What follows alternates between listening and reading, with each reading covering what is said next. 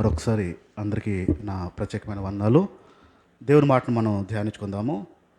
మనం నేర్చుకుంటున్నది త్వరగా తీద్దాం. మత్తయి సువార్త 6వ అధ్యాయము. యేసు ప్రభు నేర్పించిన ప్రార్థన మత్తయి సువార్త 6వ అధ్యాయము. కాబట్టి మీరు ఇలా ప్రార్థన చేయండి. పరలోకమున్న మా తండ్రి, నీ నామము పరిశుద్ధపడాలి, నీ రాజ్యము రావాలి, నీ చిత్తం పరలోకంలో ఎలాగైతే జరుగుతుందో భూమి మీద కూడా నెరవేర్చబడాలి. అది ఎవరు నెరవేర్చాలి? ఇంతకీ దేవుడా మనమా? దేవుని చిత్తము మనం నెరవేర్చాలి అనే విషయాన్ని అది ప్రార్థన చేయమంటున్నాడు. ఏం ప్రార్థన చేయమంటున్నాడు అంటే, మనుషులు దేవుని యొక్క ఆలోచనని, చిత్తాన్ని పరలోకంలో ఎలాగైతే జరుగుతుందో ఆ చిత్తాన్ని ఈ భూమి మీద కూడా నెరవేర్చాలని ప్రార్థన చేయమని చెప్పారు. మనం చాలా విషయాల్లో దేవుని చిత్తం ఏంటో అనే విషయాలు మనం నేర్చుకుంటూ వచ్చాము. మొదటి పేతురు వద్దాము. మొదటి పేతురు పత్రిక 2వ అధ్యాయము. మొదటి పేతురు పత్రిక 2వ అధ్యాయము 13 నుంచి ఒకసారి చూద్దాం స్పీడ్గా.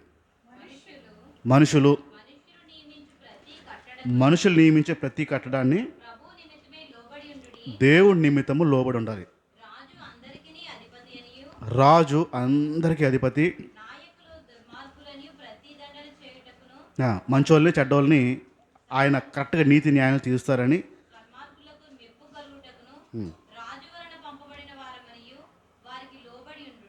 వారికి లోబడి ఉండమంటున్నాడు. ఎలా అంటే, ఇలా మంచి ప్రవర్తన కలిగేవారే. మూర్ఖులు నోరు మూయించడము దేవుని చిత్తము. అంటే మనము మూర్ఖులకి మంచి చేసి వారి నోరు మూయించడము దేవుని చిత్తము.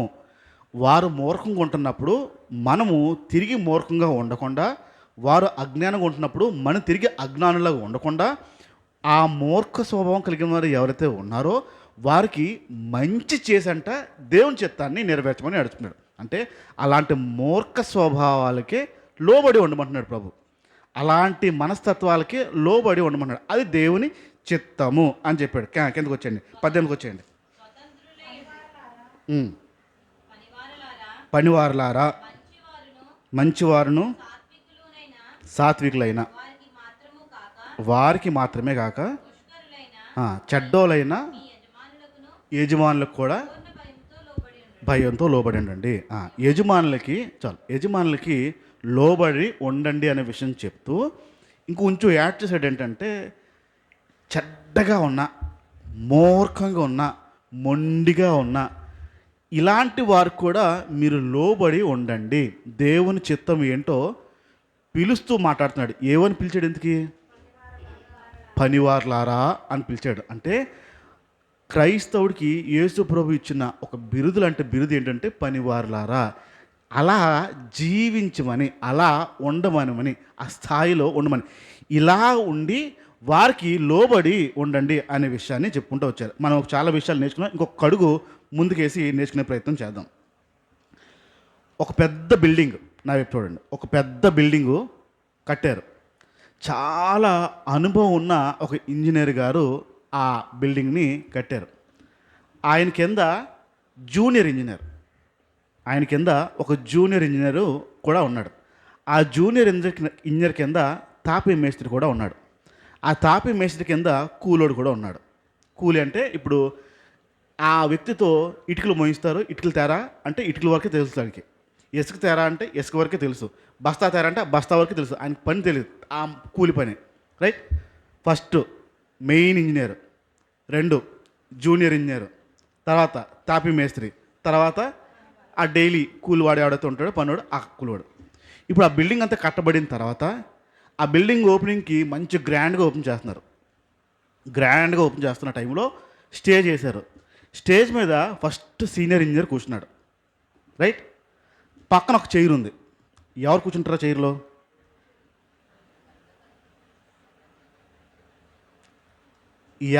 ఎవరు కూర్చుంటారో, ఎవరికి అర్హత ఉంది? నెక్స్ట్ పద్ధతి ఏంటి? జూనియర్ ఇంజనీర్ కదా. ఫస్ట్ సీనియర్ ఇంజనీరు, తర్వాత ఆయన పక్కన కూర్చోడానికి అర్హత జూనియర్ ఇంజనీర్. రైట్, బాగానే చెప్పారు. రెండో సంఘటన చెప్తాను. పెద్ద డాక్టరు, జూనియర్ డాక్టరు, పెద్ద doctor, junior doctor, nurse, right. ఆ హాస్పిటల్లో క్లీన్ చేసే వార్డ్ బాయ్ లేదా ఆయమ్మ వార్డ్ బాయ్. పెద్ద డాక్టర్కి కుర్చీ వేశారు, పక్కన కుర్చీ ఉంది. ఎవరు కూర్చోడానికి అర్హత ఉంది? జూనియర్ డాక్టరేనా? రైట్, బాగానే చెప్పారు. Chief minister, CM, chief minister, right. సభ అవుతుంది, చీఫ్ మినిస్టర్ ఉన్నారు, డిప్యూటీ సీఎం ఉన్నాడు. Chief minister, deputy CM, home minister, ఆ స్టేజ్ వేసిన వ్యక్తులు, ఆ మైకులు కట్టిన వ్యక్తులు.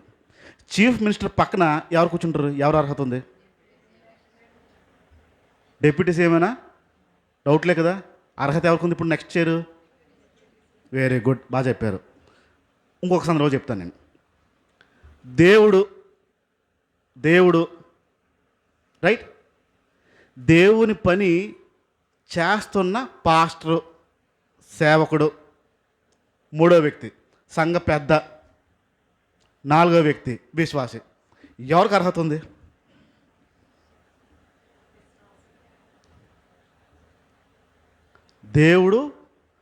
దేవుని పని చేస్తున్న, తన జీవితాన్ని వదులుకుని, వ్యక్తిగత జీవితంలో అన్నీ వదులుకుని వచ్చిన సేవకుడు, దేవుని పనివాడు, పాస్టరు. మన భాషలో దేవుడు, పాస్టరు, సంఘ పెద్ద, విశ్వాసి. ఇప్పుడు దేవుడు పక్కన ఒక చైర్, ఎవరికి అర్హత ఉంది?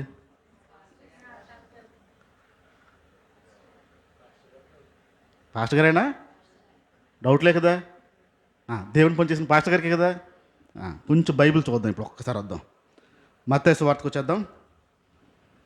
20వ అధ్యాయము బైబిల్లోండి. మత్తయి సువార్త 20వ అధ్యాయము. ఒక్క నిమిషం.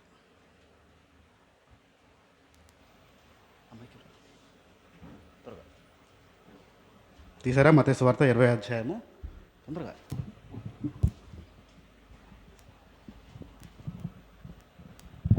ఇక్కడ 20వ వచనం నుంచి చూద్దాం.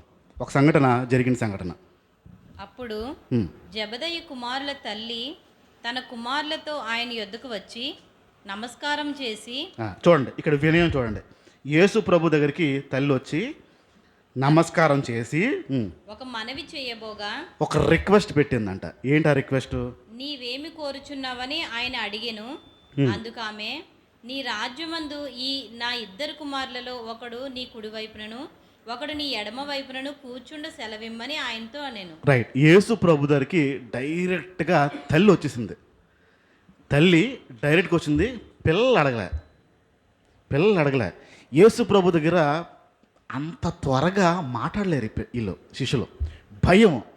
యేసు ప్రభుతో డైరెక్ట్గా ఏం చెప్పాలంటే భయం. అమ్మా, మా మనసులో ఉన్న ఒక మాట చెప్తాము, నువ్వే ఎలాగైనా యేసు ప్రభు దగ్గర పెట్టాలి. స్త్రీలు వచ్చి అడిగితే కాదంటాడు, తల్లి అమ్మ అని పిలుస్తాడు కాబట్టి మమ్మల్ని అయితే తొక్కలు చేస్తాడు, నువ్వు వచ్చావంటే కొంచెం సెటిల్ అయిపోద్ది మ్యాటరు అని చెప్పి ఈ తల్లిని పిలిచి ఆ తల్లితో మ్యాటరు మాట్లాడుతున్నాడు. అమ్మ అడిగిస్తుంది, బాబు నువ్వు రాజ్యం అంటావు, ఎప్పుడు చూస్తున్నాను, నీ రాజ్యం ఎక్కడో వస్తుంది, పెద్ద రాజ్యం ఉంటుంది ఖచ్చితంగా, నువ్వు రాజు అయిపోతావు, నీ కింద బోల్డ్ మంది ఉంటారు అని చెప్తూ, మా ఓడికి, మా చిన్నోడికేమో రైటు, మా పెద్దోడికేమో లెఫ్ట్ సీట్లు ఇస్తావా అని అడిగారు. తల్లి ఏం చెప్పి, అప్పుడు యేసు ప్రభు ఏం చెప్పాడు? అందుకు యేసు, మీరేమి అడుగుచున్నారో అది మీకు తెలియదు. ఏంటి అడుగుతున్న వాళ్ళకి ఏం తెలీదా? వీళ్ళు ఏం అడుగుతున్నారు, క్లారిటీ ఉందా లేదా? యేసు ప్రభు పక్కన ఒక సీట్ అడుగుతున్నారు వాళ్ళు. మా చిన్నోడికి పెద్దోడికి రైట్ లెఫ్ట్ ఇచ్చేయండి అని చెప్పి సీట్ అడుగుతున్నారు. కానీ యేసు ప్రభు ఏమంటున్నాడు, మీరేం అడుగుతున్నారు తెలియట్లేదు అని చెప్పాడు. ఎందుకు తెలియట్లేదు అంట? నేను త్రాగబో గిన్నెలోనిది మీరు త్రాగగలరా అని అడుగు. నేను ఎలాంటి శ్రమలు పొందుతానో, ఎలాంటి నొప్పి పొందుతానో, ఎలాంటి వేదన పొందుతానో మీరు పొందలేరు అనే విషయం చెప్తున్నాడు క్లియర్గా. త్రాగగలమనిరి. ఇక్కడ చూడండి, యేసు ప్రభు చెప్తున్న మాట, నేను ఎలాంటి పొందుతున్నానో మీరు పొందుకోలేరు అనే విషయం. ఇప్పుడు నేనున్నా అనుకుందాం, నేను ఈడు ఇద్దరు కలిసి దొంగతనం చేసాం, శిక్ష ఒక్కటి పడుతుంది ఇద్దరికా? ఇద్దరికి పడుతుంది కదా. ఇప్పుడు నేను ఒక్కడనే దొంగతనం చేశాను, ఈడొచ్చి నేను కూడా చేశానని చెప్తాను అని చెప్పాడు అనుకో, నేనేం చెప్తాను ఇప్పుడు? ఒరే నన్ను పట్టినారంటే కొడతారు, నాతో పాటు నీకు కూడా దెబ్బలు తగలదు, ఎందుకురా అంటాను కదా. అదే చెప్పాడు యేసుప్రభు కూడా. మీరు అది తినలేరు, తాగలేరు, మీరు ఆ నొప్పులు భరించలేరు అని చెప్తే, అబ్బాయి అదేం కాదండి, మా వాళ్ళు చాలా బలమైన వాళ్ళు, ఎంత దెబ్బ అయినా పర్లేదు, ఎలాగైనా పర్లేదు, కొట్టారు కానీ తింటాను కానీ మా ఓడికి మాత్రం ప్లేస్ మాత్రం ఖాయం చేయాలంటున్నారు. అంటే అది తీసుకోవడానికి ఇష్టపడుతూ వాళ్ళు ఏదో అనుకుంటున్నారు, ఆ సీట్ కావాలని ఆశపడుతున్నారు. కిందకి రండి ఇప్పుడు. ఆయన, మీరు నా గిన్నెలోనిది త్రాగుదురు గాని నా కుడి వైపునను నా ఎడమ వైపునను కూర్చుండనిచ్చుట నా వశమున లేదు. ఎక్కడ ఒక మాట అండి సార్, సింపుల్గా తెలిసాడంటే, నా పక్కన ఎవరు కూర్చోవాలో, ఇటు ఎవరు కూర్చోవాలో, అటు ఎవరు కూర్చోవాలో నా చేతిలో లేదని సాడండి. నా తండ్రి చేత ఈయన చేతిలో లేని పని అడిగారు, యేసు ప్రభు చేతిలో కూడా అది లేదంట. కిందకి రండి ఇప్పుడు. నా తండ్రి చేత ఎవరికి సిద్ధపరచబడినో వారికి అది దొరుకునని రైట్, చెప్పాను. క్లియర్గా చెప్పాడు. తండ్రి డిసైడ్ అవుతుంది తప్ప నేను అనుకున్నది కాదు అని చెప్పాడు. ఇందుకు తండ్రి ఏమనుకుంటాడంటే ఇప్పుడు, తక్కిన 10 మంది శిష్యులు తక్కిన వాళ్ళు వచ్చారు, కోపడ్డారు. ఈ మాట విని ఆ ఇద్దరు సహోదరుల మీద కోపపడిరి. కనుక యేసు తన యొద్దకు వారిని పిలిచి, రైట్, ఇక్కడ మిగతా 10 మంది చూసి, ఏరా మీ అమ్మని పిలిపించి మంచి ప్లేస్ కొట్టేద్దాం అనుకుంటున్నావు నువ్వు అంటే, మేము ఏమైపోవాలి ఇప్పుడు? మీకు ఆ 2 ప్లేస్లు వచ్చేస్తే మేమేమైపోవాలి? మా పరిస్థితి ఏంటి? మా బతుకేంటి? అన్నీ వదిలొచ్చాము, మాకు ఏదో ఒక సీట్ వస్తుంది, మాకు ఏదో ఒక పొజిషన్ వస్తుంది, కనీసం ఎమ్మెల్యే మినిస్టర్ ఏదో అవుతాను మేము ఉంటే నువ్వు మంచి ప్లేస్లు కొట్టేస్తావని గొడవ ఆడేసుకుంటున్నారు అక్కడ. వాళ్ళందరినీ పిలిచాడు, అందరినీ పిలిచి ఒక సింపుల్ మాట చెప్పాడు చూడండి. యేసు తన యొద్దకు వారిని పిలిచి, అన్యజనులలో అధికారులు వారి మీద ప్రభుత్వము చేయుదురనియు వారిలో గొప్పవారు వారి మీద అధికారము చేయుదురనియు మీకు తెలుసు. మీలో అలాగుండకూడదు. మీలో ఎవడు గొప్పవాడై ఉండగోరునో. క్లియర్ స్టేట్మెంట్ ఏంటంటే, మీలో ఎవరైతే గొప్పవారు అవ్వాలనుకుంటున్నారో వాడు మీ పరిచారకుడై ఉండవలెను. వాడు ఏమవ్వాలంట? పనివాడు అవ్వాలంట. ఇప్పుడు గొప్పవాడు అవ్వాలంటే కోర్స్ ఏంటి, చదవాల్సిన సబ్జెక్టులు ఏంటి? ఇందుకు పెద్ద పెద్ద చదువులు కాదా, పెద్ద పెద్ద డిగ్రీలు కాదా. నువ్వు గొప్పవాడు అవ్వాలంటే, గొప్ప ప్లేస్లో ఉండాలంటే, అందరి చేత మెప్పు పొందాలంటే, నీకు ఒక పొజిషన్ కావాలంటే, ఇంకో మాట చెప్పిన, దేవుని పక్కన నీకు ఒక సీట్ కావాలంటే చదవాల్సిన డిగ్రీ ఏంటి, కావాల్సిన డిగ్రీ ఏంటి? పనోడా. ఇప్పుడు యేసు ప్రభువు దగ్గర, దేవుని దగ్గర పక్కన ఎవడు కూర్చుంటారు? పాస్టర్ అన్నారు ఇందాకడితే పాస్టర్ అన్నారు. ఆ అర్హత ఎవరికి ఇచ్చే ఇప్పుడు తండ్రి? పనోడు. ఎవడైతే పనోడులాగా ఉంటాడో, పనివాడులాగా మారుతాడో, పనివాడులాగా లోపడతాడో ఆడికి సీట్ గ్యారంటీ. పాస్టర్ కాదు, సంఘ పెద్దలకు కాదు, విశ్వాసులకు కాదు, ఏ వ్యక్తి అయితే పనివాడి కింద మారుతాడో ఆ వ్యక్తికి సంపూర్ణమైన అర్హత. ఇప్పుడు ఇందాక మాట్లాడినట్టు ఆ ఇంజనీర్ పక్కన ఆ రోజు కూలివాడు కూర్చోగలుగుతాడా? యేసు ప్రభు దగ్గర ఆ రోజు కూలివాడే కూర్చుంటాడు. అంత డిగ్రీ, అలాంటి ప్లేస్లో యేసు ప్రభు దగ్గర కూర్చునేవాడు అలాంటాడు. మీరు లాజరు ధనవంతుడు చాలాసార్లు చూసే ఉంటారు కదా. యేసు ప్రభు పక్కనకి వెళ్ళినవాడు అడుక్కునేవాడు వెళ్ళాడు, ధనం ఉన్నవాడు వెళ్ళలేకపోయాడు, బాగా డబ్బు ఉన్నవాడు వెళ్ళలేదు. కానీ ఆ ఇంటి బయట అడుక్కునేవాడు దేవుడి దగ్గరికి వెళ్ళిపోయాడు. ఈడానికి వెళ్ళాడు, కిందకి వెళ్ళిపోయాడు, పాతాళంకి వెళ్ళిపోయాడు. రైట్, యేసు ప్రభు దగ్గర అంటే దేవుని దగ్గరికి వెళ్ళాలి అని అంటే మార్గం ఒకటే, నువ్వు పన్నోడి కింద మారిపోవాల్సిందే. పనివాడి కింద మారకుండా దేవుని దగ్గరికి ఆ స్థానాన్ని సంపాదించుకోలేదు. కొంచెం ఇంకా ముందుకెళ్దాం, ఇంకా మార్క్స్ వార్త కొద్దాం సరే. మార్క్స్ వార్త 9వ అధ్యాయంకి వచ్చేద్దాం సరే అందరూ. ఈ మార్క్స్ వార్త 9వ అధ్యాయంలో యేసు ప్రభు చేసిన పనులు, శిష్యులు చేయలేని పనులు బట్టి కొన్ని వాగ్వివాదాలు రేగుతూ ఉండేవి. 31 నుంచి చూడండి, మార్క్స్ వార్త 9వ అధ్యాయం 31 నుంచి. ఏలయనగా ఆయన తన శిష్యులకు బోధించుచు, మనుష్య కుమారుడు మనుష్యుల చేతికి అప్పగింపబడుచున్నాడు, వారాయనను చంపెదరు, చంపబడిన 3 దినములకు ఆయన లేచునని వారితో చెప్పెను. వారు ఆ మాట గ్రహింపలేదు గాని ఆయన నడుగ భయపడిరి. ఏంటది? ఏమన్నారు? ఏమైందంట? ఏలయనగా యేసు ప్రభు ఆయన మరణాల గురించి మాట్లాడుతూ నేను చంపబడతాను, మనుషుల చేతికి అప్పచెప్పబడతాను, నేను 3వ రోజుని ఆ మరణం నుంచి తిరిగి లెగిస్తాను అని అనుకుని చెప్తున్న టైంలో వాళ్ళకి ఆ విషయాలు అర్థం అవ్వలేదు. వాళ్ళకి శిష్యులకి ఆ విషయాలు అర్థం అవ్వలేదు, కానీ అడగడానికి భయపడ్డారంట. ఆలోచిద్దాం. విషయం అర్థం అవ్వకపోతే అడగడానికి దేనికి భయపడి ఉంటారు? అప్పటి వరకు వారికి ఉన్న ఆలోచన ఏంటంటే యేసు ప్రభు ఆ ఇజ్రాయెల్ ప్రాంతం అంతటికి రాజు అయిపోతాడు, రాజు అయిపోతే మనం అందరికీ మంచి పొజిషన్లు వచ్చేస్తాయి అనే ఆలోచనలో ఉంటున్నారు వీళ్ళంతా. కాగా యేసు ప్రభు ఏం చెప్తున్నాడంటే నేను చనిపోతానని చెప్తున్నాడు.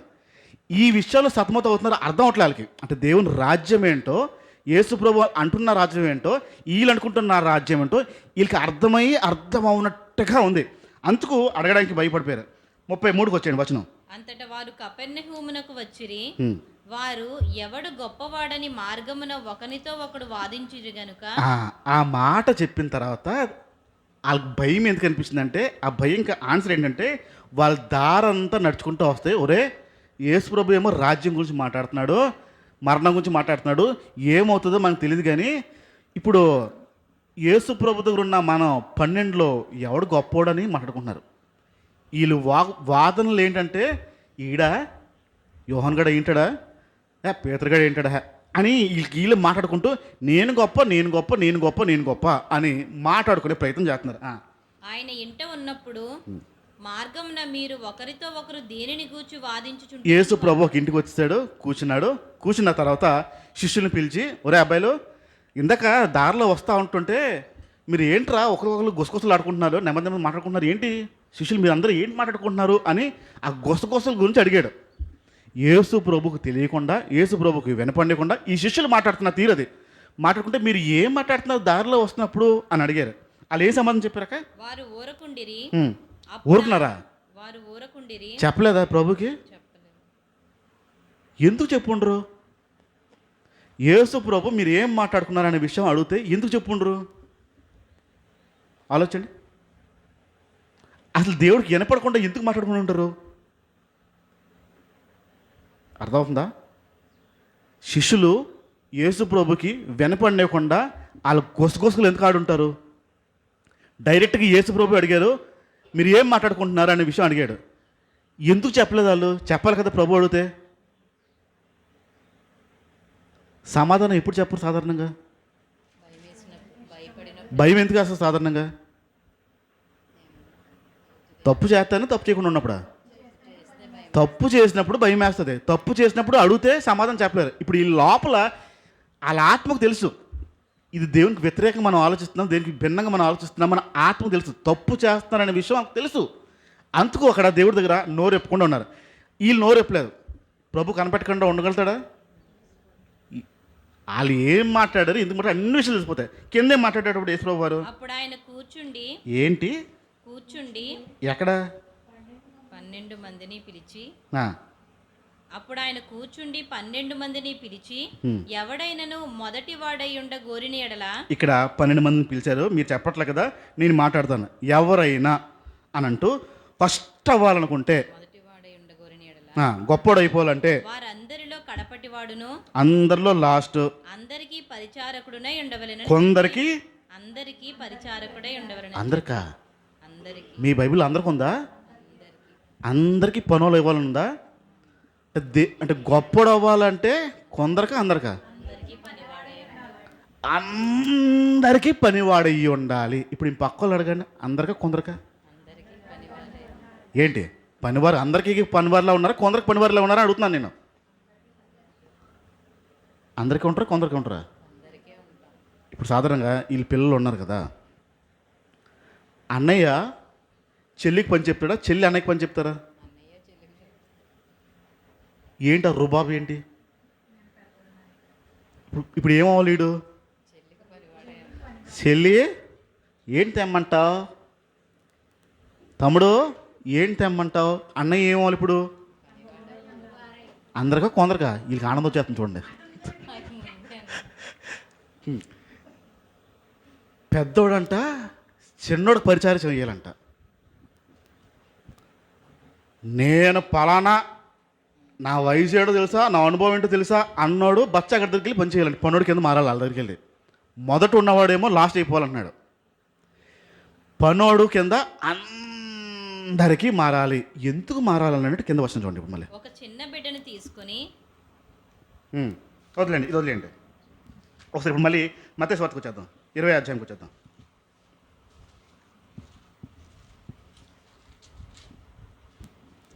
వచ్చారా? మత్తయి 20. ఎందుకు అందరికీ పనివాడి కింద మారాలంటే 20వ అధ్యాయము 28వ మాట చూడండి. అలాగే మనుష్య కుమారుడు పరిచారం చేయించుకొనుటకు రాలేదు గాని, అలాగే అనంటూ యేసు ప్రభు గురించి చెప్పుకుంటాడు. నేను పరిచారం చేయించుకొనుటకు రాలేదు గాని, పనులు చేయించుకోవడానికి రాలేదు, కానీ పరిచారం చేయుటకును పని చేయడానికి అనేకులకు ప్రతిగా విమోచన క్రయధనం కొందరు కాదా. అనేకులకు ప్రతిగా ఇప్పుడు యేసు ప్రభు ఎందుకు వచ్చాడంటే ఇంతకీ పని చేయ పని చేయడానిక పని చేయించుకోవడానిక? పని చేయడానికి వచ్చాడు. మనం ఎందుకు పని వాళ్ళ కింద మారాలంటే యేసు ప్రభు ఈ భూమి మీదకి ఎందుకు వచ్చిందంటే పని చేయించుకోవడం కాదు, పని చేయడానికి వచ్చాడు. ఎవరైనా అంటే నువ్వు పనుడి కింద ఎందుకు మారాలంటే చెప్తే యేసు ప్రభు ఈ భూమి మీదకి పని చేయించుకోవడం కాదు, చేయడానికి వచ్చాడు. ఇప్పుడు యేసు ప్రభు పని చేయడానికి వచ్చాడు అంటే మనం ఏం చేయాలి? ఇప్పుడు అందరికా కొందరికా? అందరికీ పని చేయడానికే వచ్చాము, పనివార్ల కిందే వచ్చాము. ఇది దేవుని చిత్తము. యేసు ప్రభువులు అంటోడే ఈ భూమి మీదకి వచ్చి నేను మనుషుల చేత పూజలు కాదు, మనుషుల చేత ఘనత కాదు, మనుషుల చేత మెప్పు కాదు, మనుషుల చేత పొగడ్బడటం కాదు, మనుషుల్లో నేను నాణాలు కాదు. నేను ఎందుకు వచ్చాను అంటే నేను పని చేయడానికి వచ్చాను మనుషుల కోసం. ఇప్పుడు ఆలోచండి, దేవుడు మనిషి కోసం పని చేస్తాడా, మనిషి దేవుడి కోసం పని చేస్తాడా? మనిషి దేవుడి కోసం చేయాలి. ఇంకొక మాటలో చెప్పనా, దేవుడు మనిషికి పనివాడి కింద మారాడు. దేవుడే మనిషికి పనివాడి కింద మారాడు. అది దేవుడి స్థితి, దేవుడు నేర్పించిన పరిస్థితి. ఇప్పుడు యేసు ప్రభువులు అంటాడే మనిషికి పనివాడిలాగా మారి మనకి సాయం చేయడానికి, మనకి పని చేయడానికి వచ్చాడు. ఇది దేవుని చిత్తము. ప్రతి ఒక్కడు మనిషికి, ప్రతి మనిషి ఇంకొక మనిషికి పనివాడి కింద మారడం దేవుని చిత్తము. ఈ దేవుని చిత్తంలో పనివారు చేయడం అనే దేవుని చిత్తంలో ఈ రెండు విషయాల్లో ఒక చిన్న పొరపాటు. మనం పోయిన వారం పనివాడు ఎలా ఉంటాడు, రాజకుమారుడు ఎలా ఉంటాడు అనే విషయం మనం విన్నాం. ఎవరిని వెంబడించాలి, ఎవరిని వెంబడించకూడదు అని. పనివారిని మనం వెంబడించాలి, రాజకుమారుని వెంబడించకూడదు. ఇప్పుడు దేవుని పనివారి కింద మనం మారాలంటే మనుషులకి పనివారి కింద మారాలి.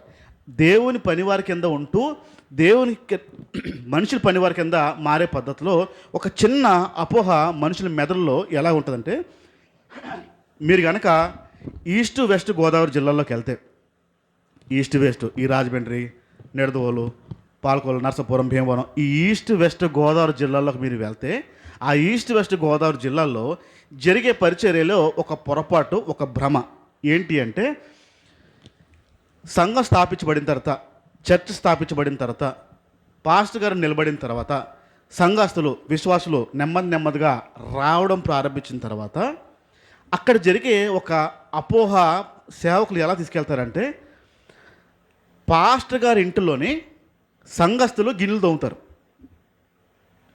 ఏ సేవకుడైతే ఉంటున్నాడో, ఏ పాస్టర్ అయితే ఉంటాడో ఆ పాస్టర్ గారి ఇంటిలోని సేవకులు, ఆ విశ్వాసులే, ఆ చర్చకు వచ్చేవారే ఇంట్లో మొత్తం గిన్నెలు తోముతారు, బట్టలు ఉతికేస్తారు, ఇస్త్రీ చేసేస్తారు, ఇల్లు మొత్తం దురేస్తారు. పాస్టర్ గారు ఒక్క పని చేయరు, ఒక్క పని చేయరు. మొత్తం అంతా చేసేది ఎవర్రా అంటే ఎవరు?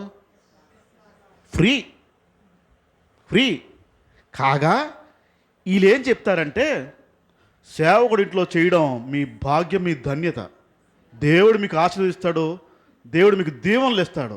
సేవకుడికి పరిచర్య చేయడం, వాళ్ళ భావం ఏంటంటే, నేను దేవుని పనివాడికి, దేవుని సేవకుడికి నేను పరిచర్య చేస్తున్నాను, నాకు దీవెన వస్తుంది. ఏ గుడ్డు రాదు, ఏమీ రాదు. మీ పాస్టర్ ఇంట్లో మీరు వెళ్ళిపోయి పనులు చేసి, అమ్మయ్య ఈరోజు పాస్టర్ గారు బోల్డ్ పనులు చేస్తాను, దేవుని సేవకు బోల్డ్ పనులు చేస్తాను, ఏమీ రాదు. నడువు నొప్పులు వస్తాయి, చేతుల నొప్పులు వస్తాయి తప్ప మీకేం వచ్చేది ఉండదు. వీళ్ళు ఏం భ్రమ కలిగించేస్తారంటే, సేవకుడి ఇంట్లో పనులు చేయడం. అక్కడున్న విశ్వాసులు కూడా ఎలా తయారైపోతారంటే, సేవకుడి ఇంట్లో పని చేస్తే అది మాకు దీవెన అనుకుంటారు. ఏ దీవెన లేదు. ఇప్పుడు పాస్టర్ ఆవిడ ఎందుకు? పనోడు ఇంట్లో పనోడు రాడేంటి? ఈడే పనోడు కదా. ఇప్పుడు ఆ భ్రమ చాలా వరకు మీరు అటు వెళ్తే గమనించగలుగుతారు. పాస్టర్ గారి ఇంట్లో పనులు చేయించేసుకుంటారు, బలవంతంగా చేస్తారు. చెయ్యకపోతే చేస్తే నీకే మంచిదమ్మా అని చెప్తారు. వీళ్ళు కదలరు, వాళ్ళందరినీ కదిలిస్తారు. ఎంత దుర్మార్గంగా అంటే దేవుని మాటని తప్పిస్తారంటే వీళ్ళందరి చేతులు పనిచేస్తారు. కొన్ని విచిత్రాలు చూశాను అక్కడ. అసలు ఆదివారం సంఘం అవుతుంది, ప్రార్థన అవుతూ ఉంటుంది, వాక్యం అవుతుంది. ఇంట్లో కొందరు పని చేస్తూ ఉంటారు, ఇంట్లో కొందరు పని చేస్తూ ఉంటారు. ఏమ్మా ప్రార్థనకు రావట్లేదంటే ఇక ఇంట్లో పని ఉంది కదా బాబు అన్నది. వాక్యం అవుతుంది అక్కడ, ఆరాధన అవుతుంది అక్కడ, అదంతా మర్చిపోయి పాస్టర్ గారు ఇంట్లో లోపలికి వెళ్ళిపోయి పని చేస్తుంది ఈవిడ. ఏంటంటే పాస్టర్ గారి పని ఇంక దేవుని పని అంట. పాస్టర్ గారి ఇంట్లో పని చేయడం దేవుని పని అంట. చూపించి వచనం చూపిస్తాను, ఏ వచనం చెప్పగలుగుతావు ఈ పాస్టర్ గారి ఇంట్లో దేవుని పని అని చెప్పి. ఈ మభ్య పెట్టి ఒక 6-7 పని చేస్తున్నారండి ఇంట్లో. పాస్టర్ గారి ఇంట్లో సుమారుగా 6-7 పొద్దున్న వాళ్ళ ఇంట్లో వంటలు వండేసుకొని వెంటనే ఇక్కడికి వచ్చేస్తారు. రాత్రి తిన్న ఆ చెప్పలన్నీ కడిగి మళ్ళీ అమ్మగారికి అయ్యగారికి వంటలు వండి కాఫీ దగ్గర నుంచి టిఫిన్ పెట్టి మళ్ళీ తోమి బట్టలన్నీ రెడీ చేసి ఇల్లంతా రెడీ చేసి మళ్ళీ తుడిసి మధ్యాహ్నం వాళ్ళ ఇంటికి వెళ్తారు. భోజనం చేసి మళ్ళీ సాయంత్రం లోపల వచ్చేయాలి. రాకపోతే పాస్టర్ ఊరుకోదే పని చేయడానికి రాలేదే, మరి జీతం వస్తుంది మరి పని చేయడానికి. ఈ భ్రమ ఇలాంటి చూసి బోల్డ్ మంది పాస్టర్లతో సహవాసం పోయింది. అది ఆగలేను, అడిగేస్తాను, ఏంటి చేస్తాను తప్పు కదా బ్రదర్ అండి. 45 నిమిషాలు మాట్లాడాను ఒక ఆయనతో. ఒక పాస్టర్ గత వాళ్ళ ఇంట్లో చూసి తీరుని చూసి 45 నిమిషాలు మాట్లాడుతాను, 40 నిమిషాలు ప్రశ్నలు వేస్తాను, ఒక్కదాని సమాధానం చెప్పలే. ఆ రోజు నుంచి నా ఫోన్ బ్లాక్, నాతో మాట్లాడలేను, నా నంబర్ బ్లాక్. ఎందుకంటే అడిగాను. ఈ క్రియ అంటే పని చేస్తున్నాము అనే విషయంలో, పరిచర్య చేస్తున్నాము అనే విషయంలో, దేవునికి చేస్తామనే భ్రమలోంచి బయటికి రావాలి. ఈ మభ్య పెడతారు పాస్టర్లు. పాస్టర్ ఇంట్లో పనిచేయడం అనేది మభ్య పెట్టేస్తారు. వీటి నుంచి దూరంగా ఉండండి, మీకు ఏ దీవెన ఏమీ రాదు. కాగా మీ ఇంట్లో వివాదాలు వచ్చేస్తాయి. ఈ ఆడవాళ్ళు చేసే పని ఏంటంటే ఉదయం వెళ్ళిపోతారు, మొగుడు తిన్నాడో లేదు చూడరు, పిల్లలు తిన్నారో చూడరు, పాస్ట్గా తిన్నాళ్ళే చూస్తారు వీళ్ళు, అయ్యగారు తిన్నాళ్ళే చూస్తారు వీళ్ళు. ఎందుకు? వాళ్ళ ఇంట్లో ఏం జరుగుతుందో పట్టించుకోరు, పిల్లల్ని పట్టించుకోరు, భర్తను పట్టించుకోరు, ఇంటి వ్యవస్థను పట్టించుకోరు. అవన్నీ వదిలేసి దేవుని సేవకుడు ఈ భ్రమలోంచి బయటికి రాకపోతే పాస్టర్ గారికి చేస్తే దేవుని సేవ కాదు. నీ ఎదురుగుండా, ఇప్పుడు నీ కళ్ళు ఎదురుగుండా, నీ మదలో, నీ మైండ్లో, నీ హార్ట్లో ఎవడో ఒకడు ఉంటాడు మొండోడు. ఆడికి లోబడి ఉండడమే దేవుని చిత్తం. ఇప్పుడు దేవుని పని ఏది? పాస్టర్గా చేయడమా, మొండోడికి లోబడి ఉండడమా? పనోడి కింద ఎవరు మారాలి? ఇప్పుడు పెద్దోడు అయితే చిన్నోడికి లోబడి ఉండాలి. ఆ పనితనం రావాలి. అది రాకపోతే మాత్రం ఈ భ్రమలోంచి బయటకు రాలేం. ప్రతి ఒక్కడు పనివాడి కింద మారకపోతే సమస్య. పనివాడి కింద మారాలి. ప్రభు పనివాడి కింద మారాడు. ఇప్పుడు యేసు ప్రభువులు అంటాడే అంత హోదాలో ఉన్నవాడే నేను పని చేయడానికి వచ్చాను చెప్పాడు డైరెక్ట్గా. నన్ను పిల్లరులేండి, ఇలాంటి మాటలు చెప్తే పిల్లరు. యేసు ప్రభువులు అంటాడే అక్కడ స్థాయిని మర్చి నేను పని చేయడానికి వచ్చాను చెప్పాడు. ఎందుకు వచ్చేవారు అంటే పని చేయడానికి. నేను ఎప్పుడు చెప్తా ఉంటాను అంటే, నాకు యేసు ప్రభు తెలిసిన తర్వాత, మా పాస్టర్ గారు వచ్చిన తర్వాత నేను ఇంకా విషయాలు నేర్చుకోవడానికి ప్రయత్నించాను. నన్ను ఫస్ట్ టైము కొంచెం దూరం తీసుకెళ్ళాం, తాడేపల్లిగూడెం తీసుకెళ్ళారు. తీసుకెళ్ళిన తర్వాత నేను పాస్టర్ గారు ఒక 2-3 కూర్చున్నాం. ఇంకా ఒక 5 వెళ్ళాం తాడేపల్లిగూడెం. తాడేపల్లిగూడెంలో చర్చ్ ఓపెనింగ్ 4:30కి విశాఖపట్నం నుంచి బయలుదేరిపోయాము. అక్కడికి వెళ్ళినప్పటికీ ఒక 8 అలాగా ఆ ప్రాంతం 8-8:30 అయింది. అయిన తర్వాత ప్రయాణం ఒక 4-5 గంటల ప్రయాణం. బడలేక ఉంటావు లేదా? బడలేక ప్రయాణం చేసి వచ్చిన తర్వాత ఆ దూరం అమ్మయ్యా అని చెప్పి వెళ్ళి మీ 4 కుర్చీలో కూర్చునిపోయాం. 4 ఒళ్ళు నొప్పి వచ్చిందిరా మాయ్యా, నొప్పి వచ్చింది అని మీ 4 కూర్చునిపోయాం. పాస్టర్ గారు దిగి ఆయన బ్యాగ్ అన్నీ తీసుకుని మా వైపు నిలబడి చేతులు కట్టి నిలబడి చూస్తున్నాడు. ఏట్రా కూర్చున్నారు ఏంట్రా అన్నాడు. కారు దిగి అలసట మీద మేము చేసిన పని కూర్చున్నారు ఏంట్రా అన్నాను. మేమేం భయపడ్డామంటే ఇది పాస్టర్ కూర్చునే ప్లేస్ ఏమో అని. అన్న పాస్టర్ గారు కూర్చునే ప్లేసా అన్న. కూర్చున్నావు ఏంటి అని అడుగుతున్నాను అన్నాడు. మామూలుగా కారులో వచ్చాం కదా అన్న, నువ్వు డ్రైవ్ చేసావా అని అడిగాడు. అన్నాను. కూర్చునే కదా వచ్చావు అన్నాను. కూర్చుని వచ్చి మళ్ళీ కూర్చుంటున్నావు ఏంటి అని అడిగాడు. నలుగురు నిలబడిపోయాం. నన్ను అంటా ఉంటే మిగతా ముగ్గురు కూడా నిలబడిపోయి బెక్క చచ్చిపోయి చూస్తున్నాం, ఏంటి అంత సీరియస్ అయిపోతున్నాడు ఏంటంటాను. దేనికి మిమ్మల్ని ఇక్కడ తీసుకొచ్చాను అన్నాడు. గెస్ట్లలా వచ్చారనుకుంటున్నారా? ప్రార్థనకి గెస్ట్లలా వచ్చారనుకుంటున్నారా? పని చేయడానికి తీసుకొచ్చాను మిమ్మల్ని, ఎలాంటి పనులకే అన్నాడు. ఒకసారి అరిచాడు. అక్కడి నుంచి చైర్లు వేయడం దగ్గర నుంచి టెంటలు కట్టడం దగ్గర నుంచి మొత్తం అంతా పని చేసాం మేము. ఆ రోజు ఆ మాట నాకు అర్థమైంది. పనోడు ఇప్పుడు పాస్టర్ గారితో పాటు వస్తే ఆ రిసీవింగ్ ఎలా ఉంటుంది? పాస్టర్ గారితో పాటు ఉంటే ఆయనకి ఏం పొందుతాడో మేము కూడా అదే పొందుతాం. ఇప్పుడు మమ్మల్ని ఎందుకు తీసుకొచ్చాడంట? పనోళ్ళ కింద తీసుకొచ్చాడు, గెస్ట్లా కాదు. పాస్టర్ గారికి మర్యాద ఇస్తారు, పాస్టర్ గారికి కూర్చోబెడతారు, మర్యాద అన్నీ చేస్తూ ఉంటారు. ఇప్పుడు మాకు కూడా అదే చేస్తూ ఉంటారు. ఈయన ఉద్దేశం ఏంటంటే నేను ఇక్కడికి ఎందుకు తీసుకొచ్చానంటే పని చేయడానికి తీసుకొచ్చాను చెప్పాడండి. ఆ రోజు అర్థమైందండి. అప్పటి నుంచి ఎక్కడికి వెళ్ళినా ముందు పని చేయడానికి ఇష్టపడతాను. ఆ రోజు నేర్పించిన ఆ తీరు మమ్మల్ని లోపల మార్చింది, ఆ విషయాన్ని ఆలోచన మార్చింది. ఇప్పుడు పాస్టర్ గారు వెళ్తే అవన్నీ చెయ్యాలి, చేయించుకోవాలని యేసు ప్రభు అన్న మాట అది. ఇప్పుడు మేము ఎందుకు అక్కడికి వెళ్ళాము? చేయడానిక చేయించుకోవడానిక? మేమేం ఆలోచించాం? మాకు చేస్తారు. పనోడు అని బైబిల్ చెప్తా ఉంటే పనోడు దేనికి వెళ్తాడు? పని చేయడానికి వెళ్తాడు. ప్రతిసారి ప్రతి సమయంలో పనోడు కింద మారకపోతే ప్రమాదము. పరిచర్య నుంచి దేవుని ఆలోచన నుంచి తప్పించి పడిపోతాం, జాగ్రత్త. యేసు ప్రభు పిలిచిన పిలుపు పనివారులారా అని ఖచ్చితంగా కరాఖండిగా పిలిచాడు. ఆ విషయం ఎందుకు పిలిచాడంటే నేను పని చేయడానికి వచ్చాను కానీ చేయించుకోవడానికి కాదు, సేవ చేయడానికి వచ్చాను కానీ సేవ చేయించుకోవడానికే కాదు. స్పష్టంగా మాట్లాడిన మాటలు. పనోడికి ఉండే కొన్ని లక్షణాలు నేను అంటే నిజంగా పనోడు అవ్వాలి అంటే కొన్ని లక్షణాలు మీతో మాట్లాడతాను. ఈ లక్షణాలు కొంచెం వినడానికి ప్రయత్నించండి. అంటే అసలు పనోడికి ఉండే లక్షణాలు ఏముంటాయో ఈ లక్షణాలు వినడానికి ప్రయత్నించండి. అది లక్షణం ఖచ్చితంగా ఉండి తీరాల్సిందే. ఆ లక్షణం లేకపోతే ఖచ్చితంగా పనోడు కాదు. ఆ లక్షణం కనుక లేకపోతే ఖచ్చితంగా పనివాడు కాదు. మొట్టమొదటి లక్షణం. ప్రస్తుతం నేను ఒక లక్షణం గురించి మాట్లాడి మిగతా లక్షణాలు వచ్చేవారు మాట్లాడతాను. నువ్వు నిజంగా పనివాడి అయితే నీ లక్షణము ఉండాల్సింది ఏంటంటే నీ స్టేటస్ ఏదైతే ఉందో అది నువ్వు మర్చిపోవడానికి ప్రయత్నించాలి. నీ హోదా ఏదైతే ఉందో ఆ హోదాని మర్చిపోవడానికి ప్రయత్నించాలి, వదిలేయాలి. నీకు ఏ హోదా ప్రస్తుతం ఉందో మీకు తెలుసు, మీ హోదా ఏంటో మీకు తెలుసు. ఈ హోదా పనోడు ఉండకూడదు. ఈ హోదా పని చేయడానికి ఎక్కడ అడ్డు రాకూడదు. ఈ హోదా పనికి ఎక్కడ అభ్యంతరకరంగా మారకూడదు. నీకు ఏ స్టేటస్ అయితే ఉందో, నీకు ఏ హోదా అయితే ఉందో ఈ హోదా నువ్వు పనోడు కింద మారడానికి ఇది అడ్డు కాకూడదు. మీకు అర్థమని చెప్తాను. నేను పోయినసారి మాట్లాడేటప్పుడు మా ఊరిలో మా అమ్మమ్మ గారి ఇంట్లో మా అమ్మమ్మ ఎవరైతే ఉన్నారో అప్పుడు భూస్వాములు అని చెప్పాం. భయంకరమైన ఆస్తిపరులు, విపరీతమైన ఆస్తి, విపరీతమైన భూమి పొలాలు కొని ఆ ఊరు మొత్తంలో ఒక ల్యాండ్ లార్డ్ ఆవిడ.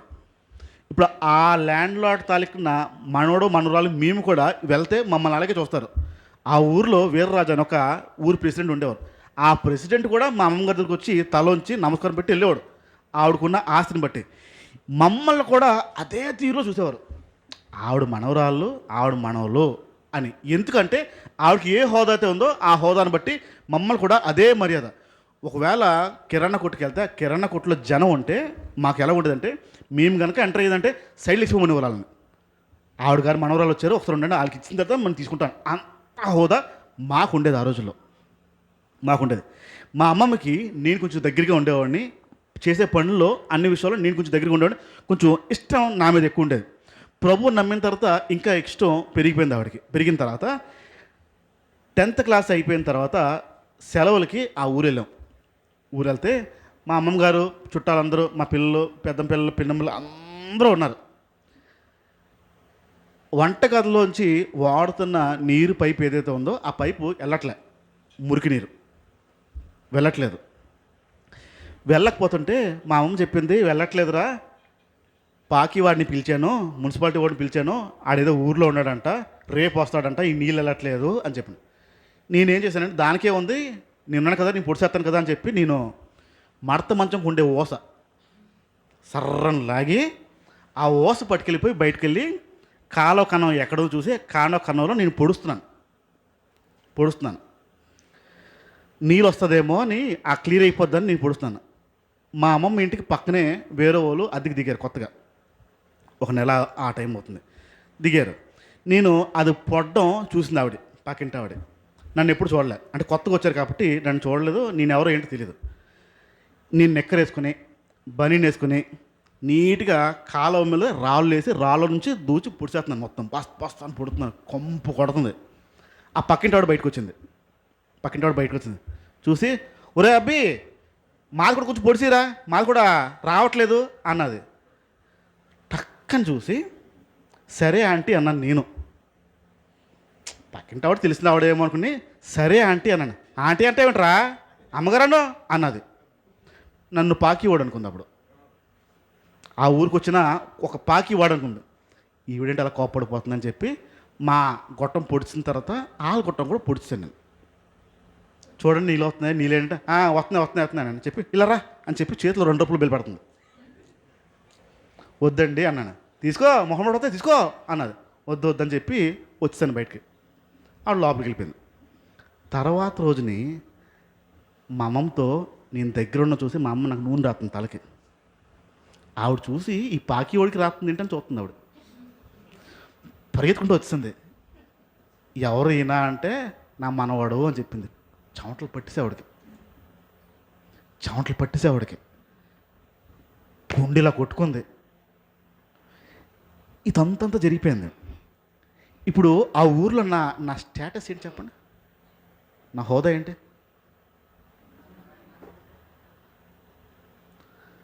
మా అమ్మమ్మ తలుచుకుంటే నిమిషంలో మాయించేద్దాం ఆవిడని, నిమిషంలో కప్పెట్టేస్తుంది. అంత స్టేట్ ఉన్న ఆవిడ. ఇప్పుడు నాది అంత ఉంటుంది. అప్పుడు నాది వస్తే అమ్మమ్మ అది అంటే దాని పరిస్థితి ఏంటి?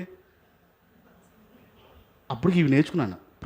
ప్రభుని పట్టుకుని ఇవి నేర్చుకుంటున్నాను. ఇవన్నీ నిర్మోహమాటంగా వాళ్ళ కాళ్ళలో కూడా పొడిస్తాను. ఇప్పుడు నా స్టేటస్ నేను పనివాడి కింద మారడానికి లేకుండా అడ్డు వస్తుందా? మీ హోదాలు ఏవైనా పనివాడి కింద మారడానికి అడ్డు వస్తుందా? మీ హోదా ప్రస్తుతం ఏదైతే ఉందో నేను ఇలాంటి పనులా మా బ్యాచ్లో 6 పిల్లలు, మొత్తం 6 గుర్తుండరు ఆవిడకి. మా 6 తల్లులు గుర్తుండరు, తండ్రులు గుర్తుకుంటారు, నన్ను గుర్తుపెట్టుకుంటుంది ఆవిడ. ముసల్ది అయిపోయింది అయినా గుర్తుపెట్టుకుంది. కారణం ఏంటి? ఆ రోజు చేసిన పరిచర్య. ఇప్పుడు దేనికి వచ్చాం ఈ భూమి మీదకి? చేయడానికా, చేయించుకోవడానికా? అందరికా, కొందరికా? నీ హోదా అడ్డు వస్తుందంటే నువ్వు పనుడు కాదు, జాగ్రత్త. ఇలాంటి పని చేయడానికి వాస్తవానికి ఆ స్టేట్లో ఉన్నాడు అని చేయగలుగుతాడా? ఇప్పుడు నా హోదా తగ్గట్టు నేను ఆ పని చేయగలుగుతానా? అది అడ్డు వస్తుంది. ఇప్పుడు నేను పనుడి కింద మారాలంటే ఖచ్చితంగా ఆ హోదా నేను చేయాలి, విడిచిపెట్టాలి. అప్పుడే నేను పనుడు, లేకపోతే పను కాదు. నీ హోదా నేను ఫలానా అనే విషయం నీకు ఎక్కడైనా అనిపించి పలానా పని నేను చేయడానికి బాగోదు అని నీ హోదా నీకు అడ్డు వస్తే నువ్వు పనివాడు కాదు, ఇంకా రాజకుమారుడే. యేసు ప్రభు పిలిచిన పిలుపు పనివాడు. పని చేయడానికి వచ్చాను అందరికీ. ఒకవేళ నీ ఆలోచన, నీ హోదా, నీ పనితనాన్ని ఆపుతుందంటే నువ్వు ప్రమాదంలో ఉన్నావు. యేసు ప్రభు పిలిచిన పిలుపులో లేవు. యేసు ప్రభు పిలిచిన పిలుపు పనివార్లారా. నీ హోదా నిన్ను అడ్డు వస్తుందంటే ఖచ్చితంగా పని వాడుకుండాల్సిన లక్షణాలు లేవు అన్నతో. ఇంకా చాలా విషయాలనే వచ్చేవారు మాట్లాడదాం. కళ్ళు మూసుకున్న ప్రార్థన చేద్దాం. తండ్రి, ఈ భూమి మీద మీరు ఎందుకు వచ్చారు అనే విషయం చాలా స్పష్టంగా మాట్లాడుతున్నారు. దేవుడు అనేవాడు పూజలకి, అర్పణలకి అర్హత కలిగిన వాడు. అవి చేయించుకుంటారు. నువ్వు దేవుడు అయి ఉండి ఈ భూమి మీదకి పనివాడి కింద వచ్చాను, మీకోసం పని చేయడానికి వచ్చానని చెప్పి స్పష్టంగా మాట్లాడుతున్నారు.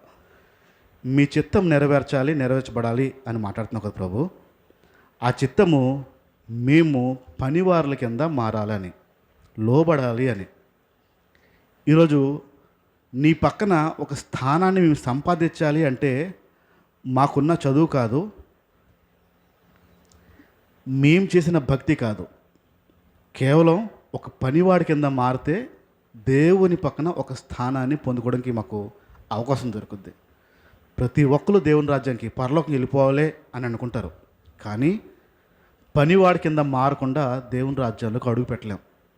ఈ భూమి మీద మీరు వచ్చినప్పుడు పని చేయడానికి వచ్చాను, పనివాడిలా వచ్చానని చెప్పారు. మాకు కూడా మీరు అది మాదిరిగా మీరుండి నడిపించి చూపించారు. అయ్యా, మీరు చేసి చూపించిన దేవుడు కనుక ఇదిగో మా జీవితంలో మేము ఎక్కడైనా ఆ లోబడి లేని తలం మాలో ఉందేమో, ఆ పనివాడికి ఉండాల్సిన ఆ లక్షణం ఇంకా ఎక్కడో కనుమరుగయ్యిందేమో. నాయనా, మీరే పనివాడి కింద మారినప్పుడు మా బతుకులు ఎంత, మా జీవితాలు ఎంత, మాకున్న ఆ పొగరేంటి ప్రభువా, క్షమించమని అడుగుతున్నాను నాయన. మా దగ్గరున్న వారి దగ్గర మేము పనివార్ల కింద మేము మారడానికి ఇష్టపడుతున్నాం. మా మనసుల్ని, మా ఆలోచనల్ని, మా శరీరాలని అన్నీ నీ చేతికి అప్పచెప్పుకుంటున్నాం. వాటిని లోబడేలా చేయమని అడుగుతున్నాం నాయన. ఇంకెక్కడైనా మాలో రాజకుమారుడు అనే లక్షణం మాలో ఉంటే అది తీసివేసి పనివాడు అనే ఆ స్వభావం మా అందరికీ ఇవ్వమని ఈ మాట విన్న నీ పిల్లలందరినీ చేతికి అప్పచెప్పుకుంటున్నాను. వారికి కావాల్సిన అక్కర్లు, అవసరతలు, బలహీనతలు, శారీరకమైన బలహీనతలు ఎవరైనా ఉంటే వారందరినీ స్వచ్ఛపరిచి ఆరోగ్యాన్ని ఇచ్చి మంచి సంతోషము, సమాధానంతో వారందరినీ నింపమని